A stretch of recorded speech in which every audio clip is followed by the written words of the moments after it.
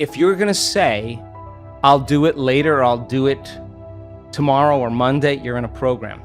Yeah. Right? Because you actually should be doing it in the moment, right? Right. So then I assert that if you're not in the present moment, you're running a program. And so the more, listen, paying attention is being present, and it's a skill. And you know when someone's present with you in your life because they're paying attention to you. And you know when they're not present with you because they're not paying attention to you.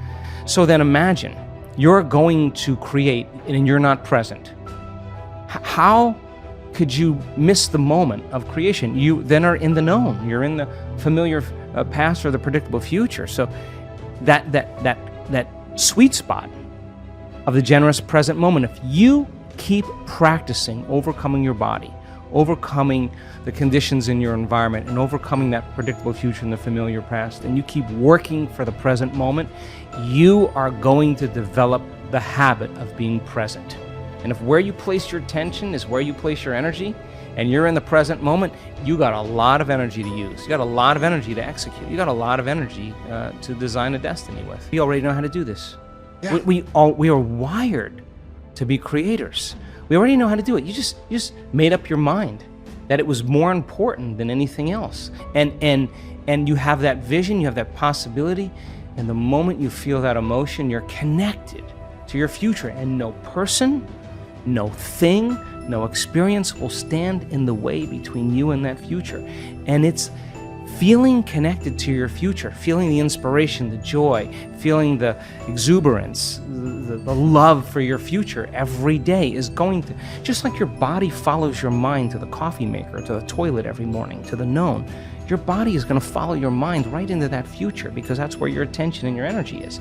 So then, yeah, if it isn't happening in your life, then there's some emotion. There's some unconscious attitude or thought process, hardwired. There's some habituation of thought, behavior, or emotional reaction that's keeping you as you. So then if your personality creates your personal reality, and it does, and your personality is made up of how you think, how you act, and how you feel, then the present personality who's listening to this show has created the present personal reality called their life.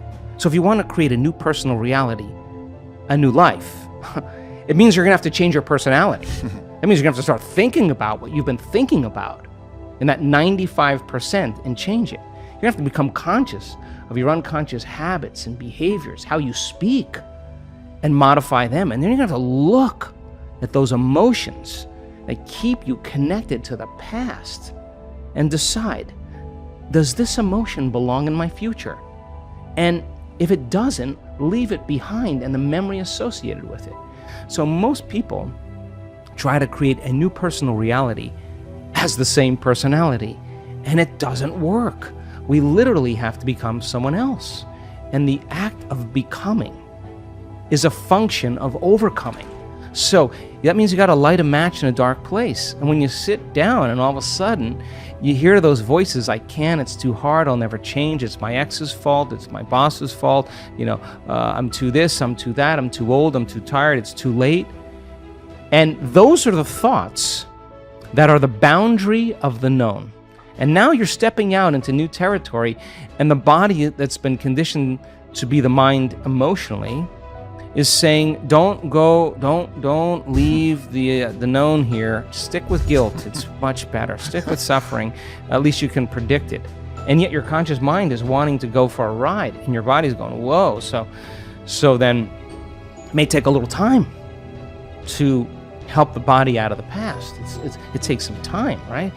So then the person can have a great meditation and feel really connected, and then get up and then get frustrated on the freeway and judging everybody else. I mean, you just disconnected from the energy of your future, and you're back to the energy of your past. Don't expect anything to change. And if you tell me it's because of that person or that circumstance, I'm going to say, oh, you're back to the unconscious program of being a victim in your life. And so there is a period, a grace period of transformation where we have to cross this river from the old self to the new self. And that void, that unknown, is the neurological, the biological, the chemical, the hormonal, the genetic death of the old self.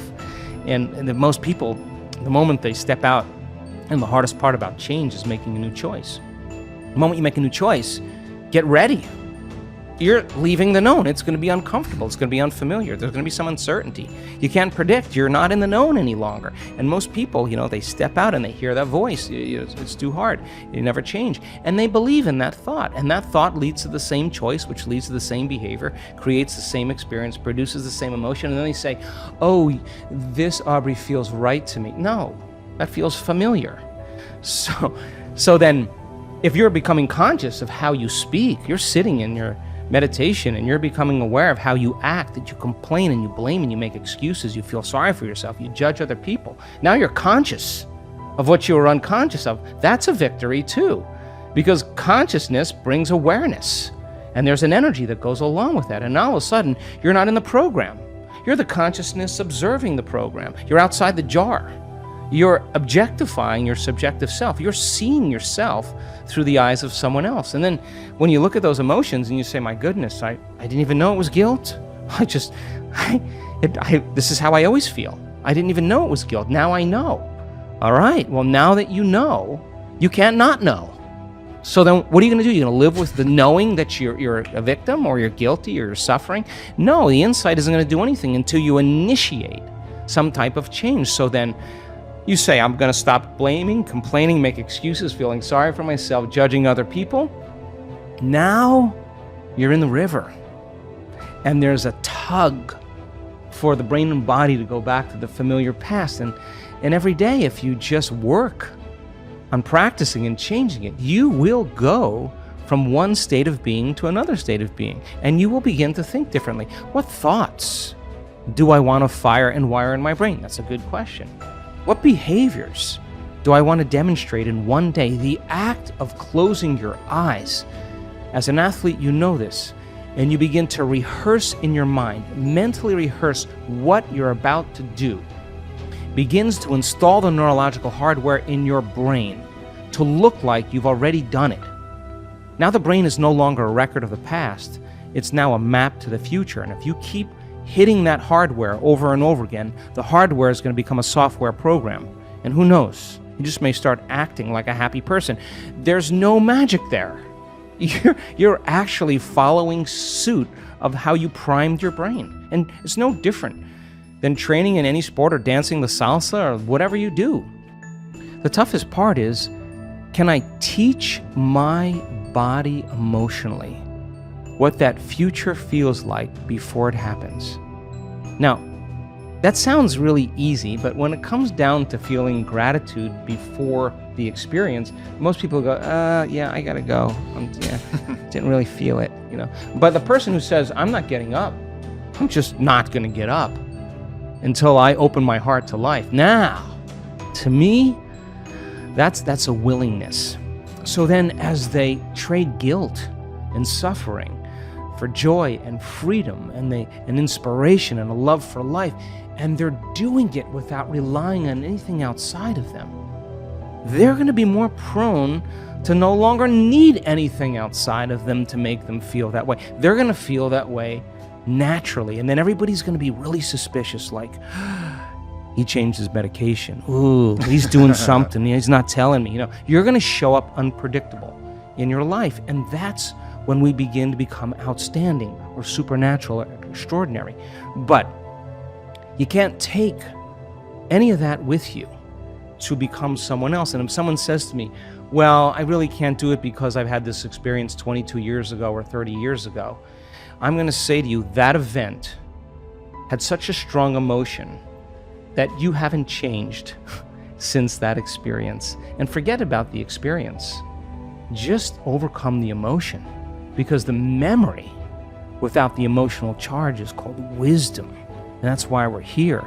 So then you can look back at the past and you can say, wow, I learned something really great. I'd never do that again. And by the way, when the experience finally lands in your lap and you prove to yourself how powerful you really are, that you created something by thought alone, and that event comes in a way that you never expected, that surprises you and leaves no doubt, that what you were doing inside of you produced an effect outside of you, and you are exuberant and you feel worthy of life and feel grateful to be alive, that you are in love with the moment, you will look back at your entire past in that moment, I swear, and you will not want to change one thing in your past because it got you to that present moment.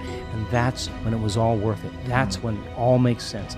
Now you're free from the past, and now you're not thinking about the past any longer. You're believing in your future more than you're believing in your past. You're more in love with your future than you are with your past. The overcoming process leading to who you become, nobody can take that away from you. So we practice it in our seated meditations. We practice it standing and walking. You better walk as it, and you better be able to embody it and practice doing it with your eyes open. So when you return back to your life, when you walk from your house to your car, you're walking in the energy of your future. And if you keep doing that, it's going to become a habit, and people are going to start looking at you going, something's different about you. You know why? Because you're no longer showing up equal to their memory of you. Something's different about you. You're unpredictable. It's not what you're saying any longer. It's who you are.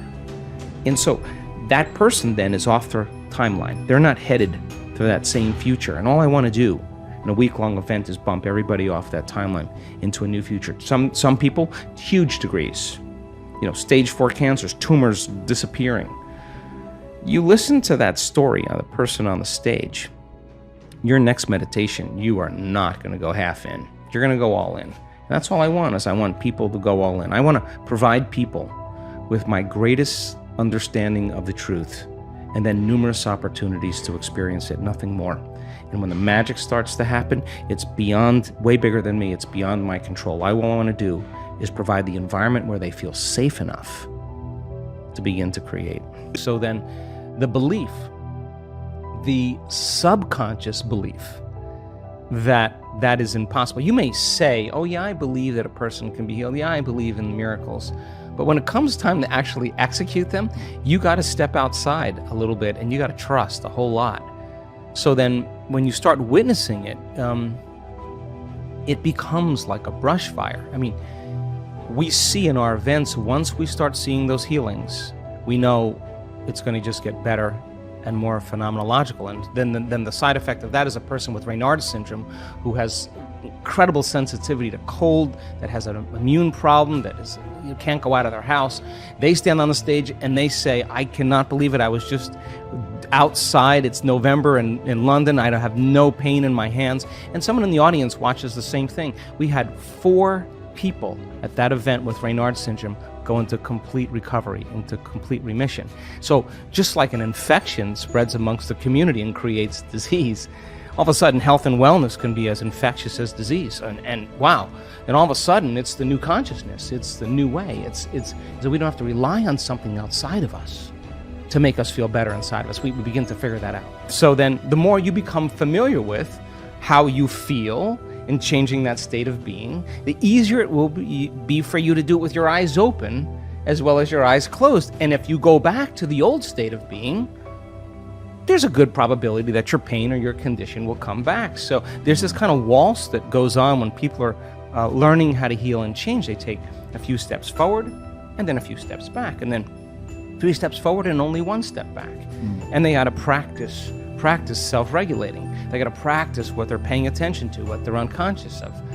And if you stay with it for a long enough period of time, all of a sudden now the person reaches a point, we've measured what happens, where their chemistry changes so dramatically that they're literally in love with life. Now, imagine what happens when oxytocin is released in the quantities that we see. Oxytocin signals nitric oxide. Nitric oxide signals a chemical called endothelial-derived relaxing factor, and that's a big word or set of words that just means a chemical that signals the arteries in your heart to literally expand. And when they expand, you're getting more blood flow in there. And just like when your sexual organs are aroused and there's blood flow in there, now with the same intensity, you're going to feel it right in your heart, and it's going to be way bigger. And now the person's heart is wide open. Now, so here's the question. a person feels those emotions, do you think they're going to want to judge somebody else in that moment? You think they're going to want to hold a grudge? They're not going to try to forgive. They're going to feel so amazing. They're not going to want to lose this feeling, and they're just going to say, I forgive you. I'm not going to give this feeling up because of you. Now that's the side effect of true transformation. The side effect is a greater level of consciousness. The side effect is a greater skill set in life. And I think that when you start getting good at this, then all the things you thought you wanted, you no longer want, because when you're creating more brain and heart coherence, you feel more whole. And the more whole you feel, the less you live in lack. So how could you want many things if you feel whole? It feels like you already have them. And that's actually when you start to see those wonderful miracles, those synchronicities, those serendipities, those coincidences happening in a person. Those are experiences coming to them. That's the field dropping breadcrumbs saying, keep going, keep going. And there's a synchronization between that person's energy and their future, and the side effect of that are signs. And that's when it gets to be exciting, because every sign does what? It creates an enthusiasm, an excitement. You're kind of going, hey, there's another sign, I'm going to go do it again. So now you're not going, oh, I have to meditate today. Oh, jeez, I got to create my life. You're looking forward to it. You're like, oh my God, I don't want the magic to stop happening. I'm going to get into it. And every synchronicity creates that elevated emotion, and you use that energy for the next creation. And people climb out of their lives, climb out of their pasts. So the body's a protein-producing machine. Every single cell in your body, except red blood cells, makes proteins.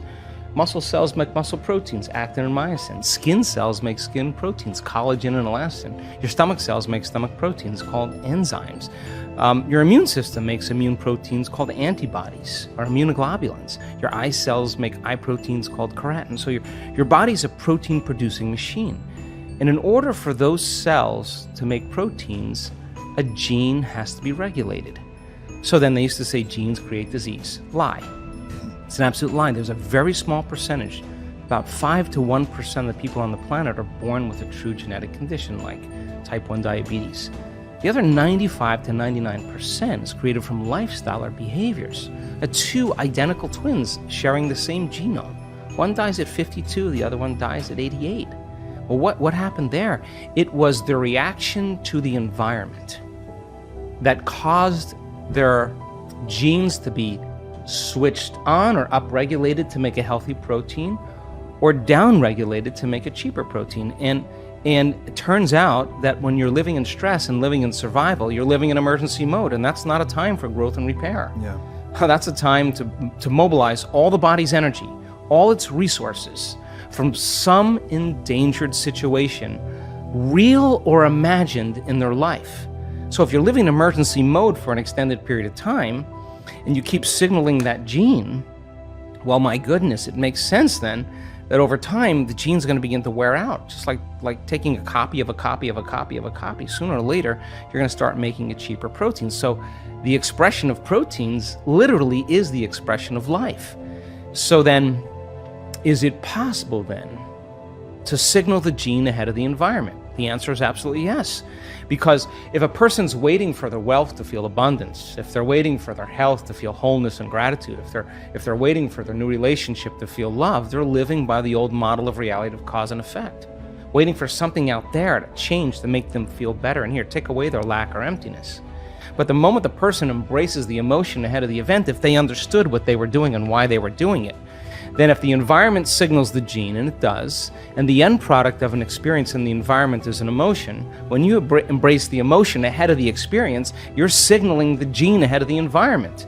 And if genes make proteins, and proteins are responsible for the structure and function of your body, you begin to become that very person. So it's not our wealth, it's not our health, it's not our new relationships, it's not the things we accumulate, it's who we become. Yeah. So we overcome the old self, which takes a great act of will and awareness, and we become somebody else. So then when you become it, nobody can take that away from you. In fact, you know that you know how to do it, or you know that you are it. And an abundant person doesn't say, I'm abundant, I'm abundant, I'm abundant, or a healthy person doesn't say, I'm healthy, I'm healthy, I'm healthy. They don't say that, they are it. Yeah. So then most people have just been fooled by their senses, because their 5% of their conscious mind is holding the intent, but their body is habituated into a predictable future, or emotionally conditioned into the past, and they're saying, I'm healthy, I'm healthy, I'm healthy, or I'm happy, and the body's going, you're miserable, you're unhappy. That thought can't even make it past the brainstem to the body. So then teaching people how to self-regulate, they have no idea when they start changing their emotional states, the amount of biological and energetic changes that take place within them and all around them. So then develop that skill and get really good at this. Then for the most part, you wouldn't be so interested in so many material things. You would be interested in facing off with yourself every day and asking, what is it that stands in the way between me and my future? What is it that stands in the way between me and my connection to the quantum field? I think that's the real question. This is an unlearning process. I mean, Watson and Crick, telling people that genes are a library of possibilities. So we express 1.5% of our DNA. The other 98.5% is called junk DNA, and that 1.5%, that's 23,688 genes we express. We have 140,000 proteins that make up the physical body. How could you have more proteins than genes? It should be 1-to-1, because on one gene you can have thousands of variations depending on the signal. So I hypothesize that other 98.5% has to be signaled by electromagnetism, that the receptor sites on the outside of the cells are hundreds of times more sensitive to energy or electromagnetism than they are to chemistry. Chemistry is a downward causation. So imagine the person elevating their energetic state. Well, they are going to literally select and instruct new genes, and those genes may be the ones that create more significant and faster changes in the body. I mean, how do you explain a person in one meditation that's blind that comes out as now seen? Like, what happened there? Or the stroke patient who was paralyzed for years is now moving a limb. I mean, it's not matter that emits a field. That's an illusion. It's the field that creates matter. So then the fundamental question is, if you change the field, will you change matter? It's none of your business to change the tumor. That's the outcropping, that's the outpicturing of changing the pattern in the field.